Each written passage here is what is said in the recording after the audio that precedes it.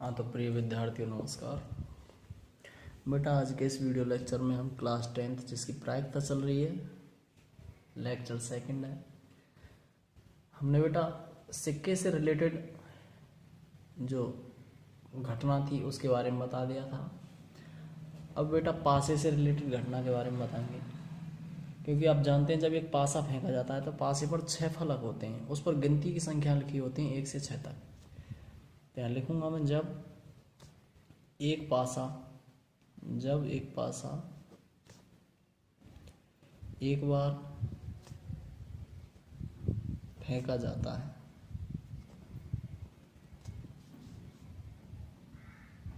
तब प्रदर समष्टि एस बराबर क्या आता है बेटा? सिंपल पॉइंट आते हैं 1 2 3 4 5 6।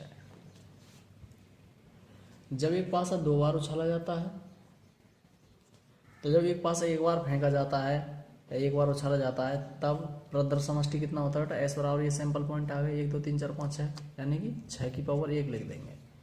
जब एक पासा दो बार फेंका जाता है या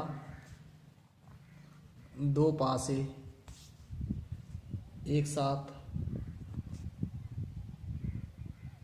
उछाले जाते हैं तब प्रदर समष्टि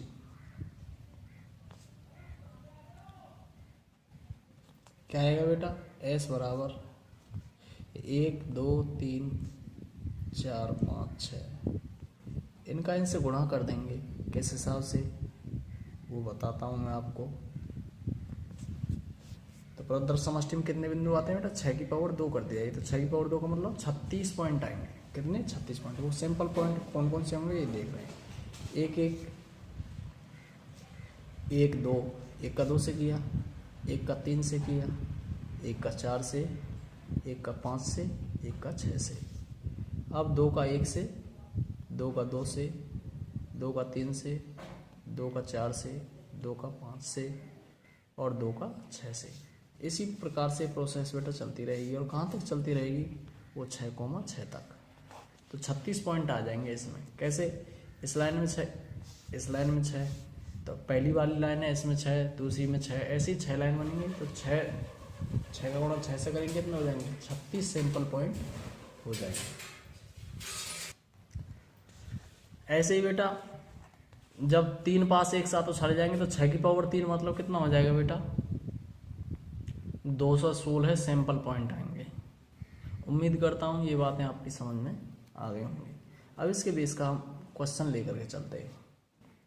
क्वेश्चन ये है कि जब एक पासा एक बार फेंका जाता है तब उस पर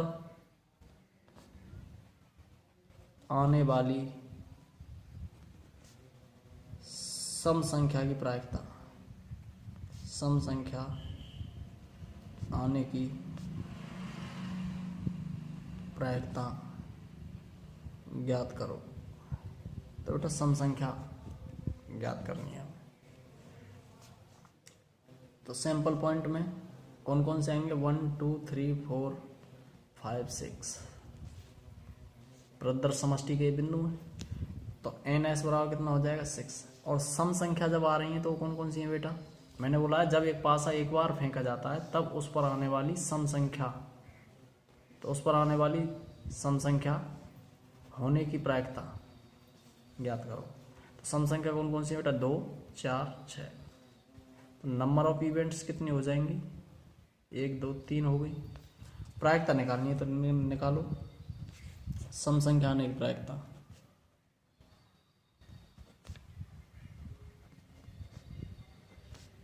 तो सम संख्या आने की प्रायिकता क्या हो जाएगी बेटा? प्रोबेबिलिटी ऑफ इवेंट बराबर हो जाएगी बेटा NE अपॉन NS। NE की वैल्यू कितनी बेटा? 3, 3/6। इसका मतलब कितना हो जाएगा बेटा? 1/2। आगे बढ़ते हैं, इससे रिलेटेड और क्वेश्चन करते हैं। बेटा अगला क्वेश्चन बनता है इसका, जैसे यहाँ लिखता हूँ कि एक पासा एक बार फेंका जाता है, एक पासा एक बार फेंका जाता है,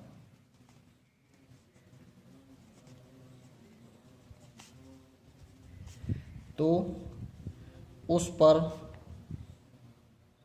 पर अभाज्य संख्या आने की प्रायिकता ज्ञात करो। अभाज्य, ये क्वेश्चन है हमारा। एक पासा एक बार फेंका जाता है तो उस पर अभाज्य संख्या आने की प्रायिकता ज्ञात करो।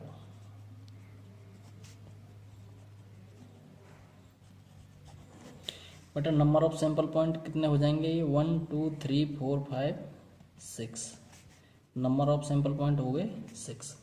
बेटा अभाज्य संख्या की घटना देखो, अभाज्य संख्या कौन कौन सी हो जाएंगी? बेटा दो अभाज्य संख्या है, 3 5, तो नंबर ऑफ इवेंट्स कितनी हो गई? 3। प्रायिकता निकालो, अभाज्य संख्या आने की प्रायिकता। Probability of event P of E बराबर कितना हो जाएगा? NE/NS, मतलब घटना के अनुकूल परिणाम बट्टे घटना के कुल संभव परिणाम, ऐसे लिखते हैं यहाँ NE/NS। तो पी बराबर कितना हो जाएगा बेटा? NE की वैल्यू कितनी है? 3, 3/6 मतलब 1/2।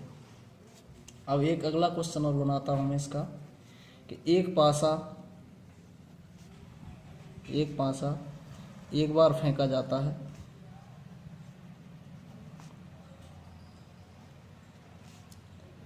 तो उस पर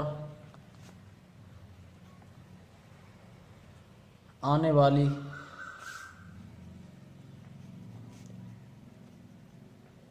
विषम संख्या की प्रायिकता ज्ञात करो। आने वाली विषम संख्या की प्रायिकता ज्ञात करो।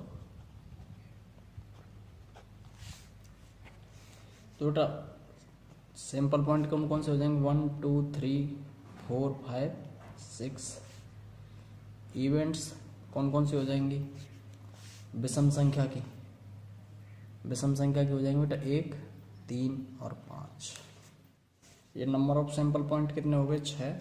नंबर ऑफ इवेंट्स कितनी हो गई बेटा? 3। तो लिखो विषम संख्या आने की प्रायिकता। विषम संख्या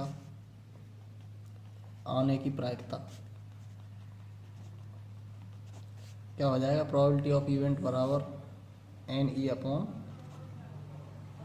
NE की वैल्यू 3/6 बराबर कितना हो गया? 1/2। उम्मीद करता हूँ एक पासे से रिलेटेड क्वेश्चन आपकी समझ में आ गए होंगे। अब बेटा दो पासों को उछालने वाले क्वेश्चन सीखेंगे हम।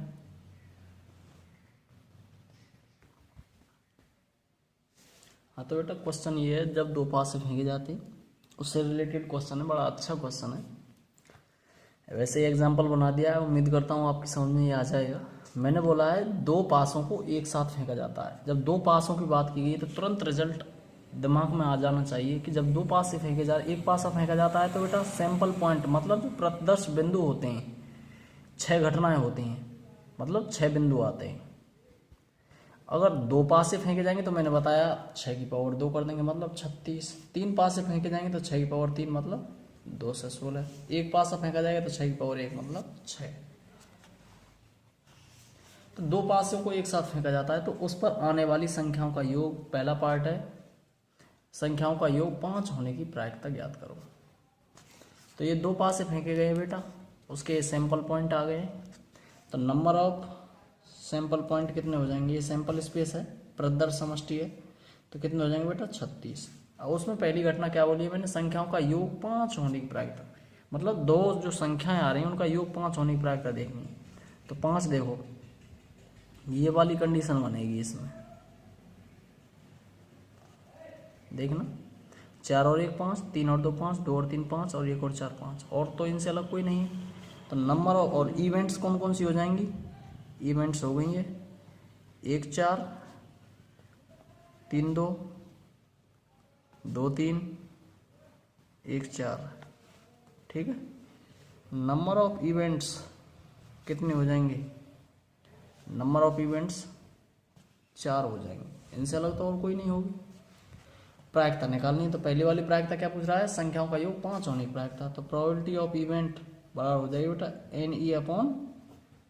N S. एन ई की वैल्यू कितनी है 4/36, मतलब 1/9 हो गया इसका आंसर। सेकंड पार्ट क्या है, उस पर आने वाली संख्याओं का योग 12 होने की प्रायिकता ज्ञात करो। उस पर आने वाली संख्याओं का योग 12, तो केवल एक घटना है जिसमें 12 योग हो रहा है, तो एन एस की वैल्यू तो बेटा 36 ही रहेगी। एन ई की वैल्यू कितनी हो जाएगी 1, तो प्रायिकता कितनी हो जाएगी, प्रोबेबिलिटी ऑफ इवेंट बराबर N E upon N S, तो 1/36। ठीक है। अगला कह रहा है उस पर आने वाले अंकों के समान होने की प्रायिकता, मतलब दोनों अंक समान होने चाहिए, इसकी प्रायिकता पूछ रहा है बेटा समान। तो देखो 1-1, 2-2, 3-3, 4-4, 5-5, 6-6, कितनी घटनाएं होगी, 1, 2, 3, 4, 5, 6 घटनाएं होगी। तो नंबर ऑफ इवेंट्स कितनी है 6, नंबर ऑफ सैंपल पॉइंट कितने हैं बेटा 36, तो पी ई बराबर कितना हो जाएगा, पी ई बराबर हो जाएगा N E upon N S. N E की वैल्यू कितनी है 6/36 बराबर 1/6। ठीक है। उम्मीद करता हूँ आपकी समझ में ये क्वेश्चन आ गए होंगे, और जो इससे अलग जो एक्सरसाइज के क्वेश्चन होंगे वो बेटा हम एक्सरसाइज की वीडियो में कराएंगे। ठीक है, धन्यवाद। आगे मिलते हैं अगले वीडियो लेक्चर में।